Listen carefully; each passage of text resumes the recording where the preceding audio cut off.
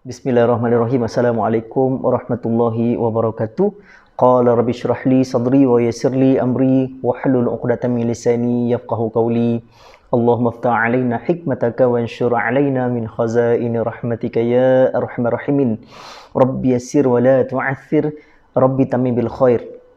Jadi alhamdulillah, syukur kita ke hadrat Allah Subhanahu Wa Taala, kita sama-sama lagi dapat berkumpul ataupun dapat mendengar sedikit intipati ataupun ilmiah ataupun ilmu daripada saya yang serba fakir ni. Jadi insya-Allah kita share ilmu ataupun kita sharing sedikit pada hari yang penuh barakah ni.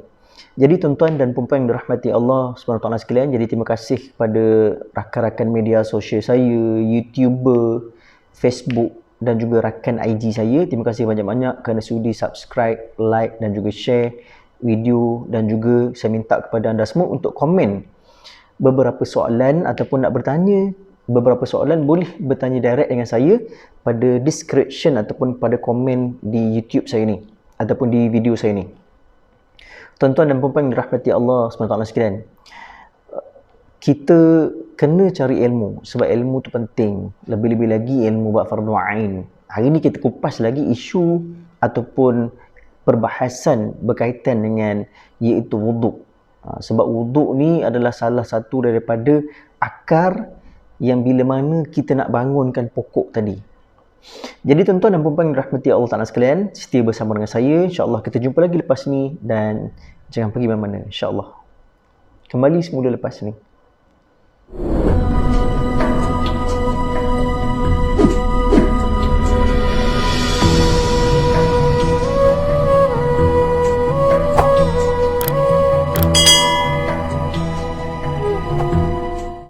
Jadi Assalamualaikum warahmatullahi wabarakatuh. Welcome back to channel. Jadi ramai yang keliru iaitu berkaitan dengan iaitu satu perkara bila mana dia kata saya telah berwuduk tapi saya rasa macam wuduk saya ni batal.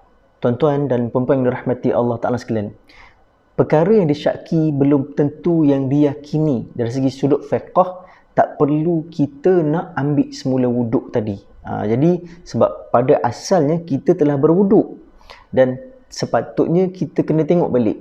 Kalau sekiranya perkara yang membatalkan wuduk tadi kita tak lakukan, maka tak perlulah kita ambil wuduk banyak kali.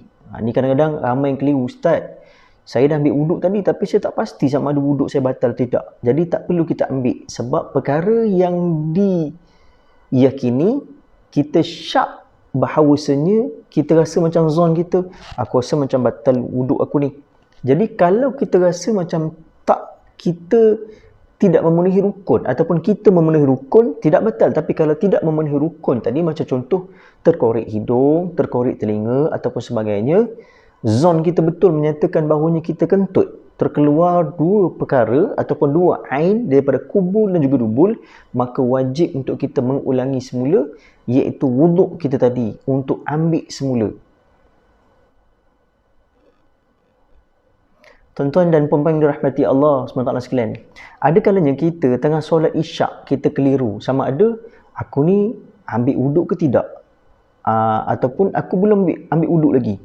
Jadi kalau sekiranya kita rasa zon kita belum lagi ambil wuduk, maka kita diwajibkan untuk ambil wuduk. Sebab apa? Sebab wuduk ni kalau tak ambil, maka tak sah ibadah kita dan juga tak sah solat kita tadi.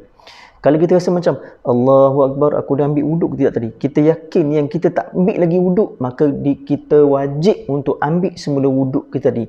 Kalau tak, tidak sah solat kita ataupun tidak sah ataupun jatuh pada dosa besar bila mana kalau kita baca Quran tanpa ada wuduk. Kadang-kadang kita tengah ambil wuduk, ada beberapa perkara yang kadang-kadang membuat kita was-was. Contoh, kita dah ambil wuduk, tiba-tiba kita rasa macam aku ni tadi ambil, aku basuh muka dulu ke aku basuh kaki dulu, aku basuh telinga dulu ke aku basuh tangan dulu. Kadang-kadang kita keliru dengan wuduk yang kita ambil. Sebab apa? Sebab kita tidak tumpukan perhatian kepada ibadah wuduk yang kita ambil tadi.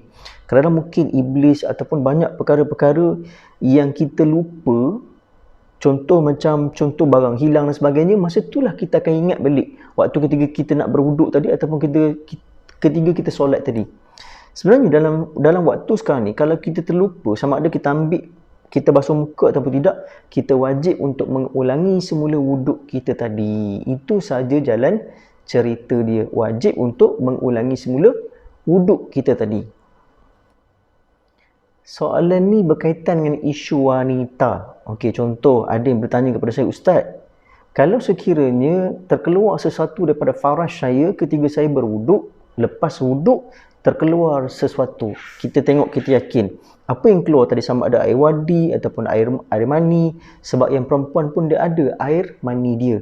Okey, contoh kalau sekiranya terkeluar sesuatu nafas pada farash dia, macam contoh begitu, maka dia wajib untuk ambil semula wuduk tadi sebab wuduk dia telah batal. Okey, sebab perempuan ni pun kadang-kadang dia mungkin akan ada satu nafas dekat ruang farash dia, sebab benda tu kadang-kadang seperti kentut yang berlaku pada lelaki, sebab kadang-kadang mungkin pada ketika itu mungkin dari segi sudut pemakanan ataupun penyakit yang ada pada diri dia.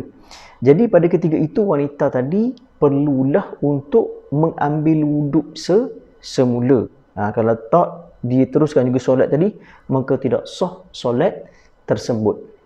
Jadi insya-Allah dapatlah kita sedikit beberapa ilmu ataupun ilmiah pada hari ini, dan insya-Allah moga kita sebar-sebarkan kepada rakan-rakan kita tentang ilmu ni, moga memberi manfaat dan juga pahala kepada kita. Tuan-tuan dan puan-puan yang dirahmati Allah Taala sekalian, jadi saya minta kepada tuan-tuan kerjasama dengan tuan-tuan untuk like, untuk share dan juga untuk komen pada description di bawah itu, ataupun tuan-tuan boleh bertanya soalan kepada saya dan saya akan jawab dalam video yang akan datang. Jadi saya rasa sekadar itu saja untuk maklumat tuan-tuan dan puan-puan yang dirahmati Allah Taala sekalian. Jadi saya sudahi dengan wabillahi taufiq wal hidayah. Wassalamualaikum warahmatullahi wabarakatuh. InsyaAllah kita jumpa lagi untuk video yang akan datang. Jumpa lagi.